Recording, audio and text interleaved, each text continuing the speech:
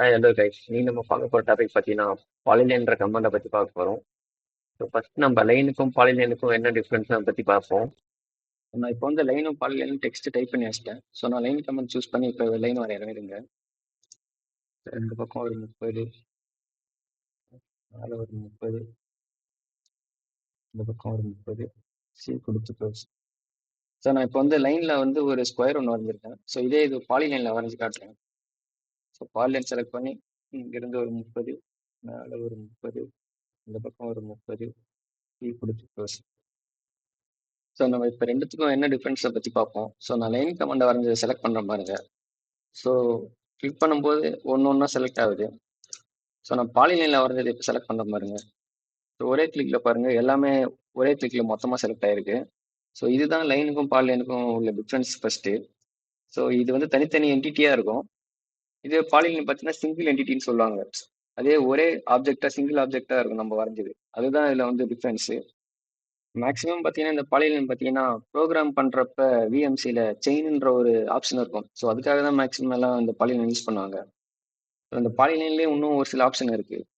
So இந்த இடத்துல corner dot இருக்குது பார்த்தீங்களா, அதே மாதிரி இங்கே ஒரு பாக்ஸ் மாதிரி இருக்கும். அங்கே எடுத்துன்னு போய் கர்சரை வச்சிங்கன்னா ஸ்ட்ரெச் ஏர் வெர்டெக்ஸ் கன்வெர்ட் டு ஆர்க்னு இருக்கும்.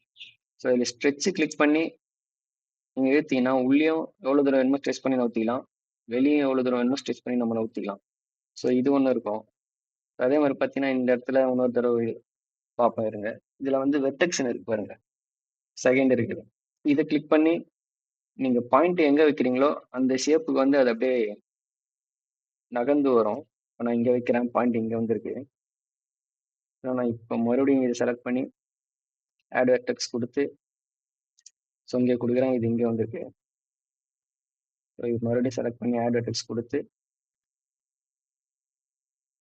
நான் இங்கே கொடுக்குறேன், மறுபடியும் இங்கே வந்திருக்கு.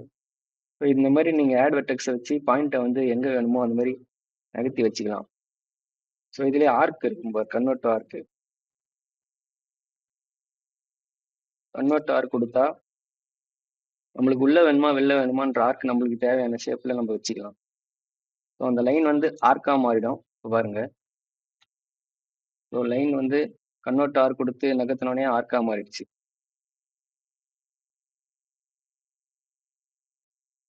அடுத்து நம்ம பார்க்க போகிறது பார்த்தீங்கன்னா so line to polyline. So லைனை வந்து எப்படி பாலிலைனாக மாற்றுறது, ஸோ பாலிலைனை வந்து எப்படி லைனாக மாற்றுது, ஸோ அதை பற்றி தான் பார்க்க போகிறோம்.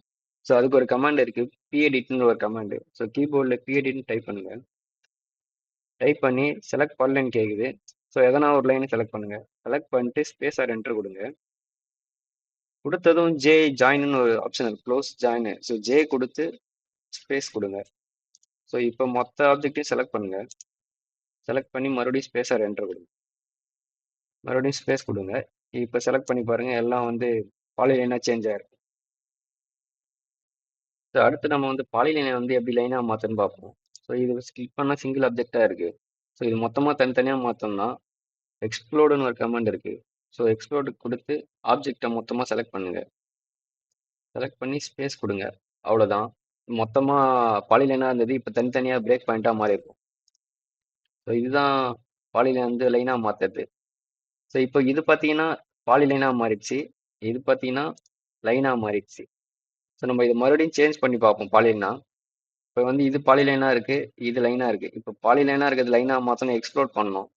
ஸோ நான் எக்ஸ்ப்ளோட் கமாண்ட் டைப் பண்ணி ஸோ நான் இதை மறுபடியும் லைனாகவே மாற்றிடுறேன். ஸோ இப்போ கிளிக் பண்ணி பாருங்கள், லைனாக தான் இருக்கும். ஸோ இதை வந்து நம்ம மறுபடியும் பாலிலைனாக மாற்றணும். ஸோ லைன் டு பாலிலைனுக்கு பிஎடிட்ன்ற ஒரு கமாண்டு, பிஎடிட்டை கொடுத்து எதனா ஒரு லைனை செலக்ட் பண்ணிக்கோங்க. செலக்ட் பண்ணிட்டு to you want to turn it ஒன்றுன்னு கேட்குது.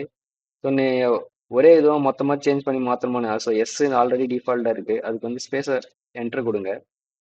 கொடுத்ததும் ஜே ஜாயின் கொடுங்க. ஜாயின் கொடுத்ததும் எந்தெந்த ஆப்ஜெக்ட்லாம் அது கூட ஜாயின் ஆகணும்னு கேட்கும். ஸோ மொத்தமாக செலக்ட் பண்ணி ஸ்பேஸ் கொடுத்துட்டு மறுபடியும் ஸ்பேஸ் கொடுங்க. ஸோ இப்போ பாருங்கள், மொத்தமாக ஒரே இதுவாக ஜாயின் ஆகிடுச்சு. ஸோ இப்படி தான் வந்து பாலிலைனை லைனாக மாற்றணும், லைனாக பாலிலைனாக மாற்றி இது பண்ணலாம். ஸோ லைனுக்கும் பாலிலைனுக்கும் பார்த்தீங்கன்னா இதுதான் டிஃப்ரென்ஸு. ஸோ நம்ம மேக்ஸிமம் நம்ம லைன் கமெண்ட் யூஸ் பண்ணி தான் நம்ம டிராயிங் எடுவோம். ஸோ பாலிலைனும் யூஸ் பண்ணி நம்ம வரையலாம், அது நம்ம தேவைக்கு ஏற்ற மாதிரி நம்ம யூஸ் பண்ணிக்கலாம். ஸோ உங்களுக்கு தேவைப்பட்டா எந்தெந்த இடத்துல தேவைப்படுதோ ஸோ அந்த இடத்துல யூஸ் பண்ணிக்கோங்க. ஸோ இதுக்கு நம்ம பெருசா ஒன்றும் எக்ஸசைஸ்லாம் பார்க்க தேவையில்ல. ஸோ ஆல்ரெடி இருக்கிற எக்ஸசைஸை கூட வச்சு ட்ரை பண்ணி பார்த்துக்கோங்க. ஸோ அவ்வளோதான் இந்த வீடியோ. ஸோ நம்ம நெக்ஸ்ட் வீடியோவில் பார்ப்போம். பாய்.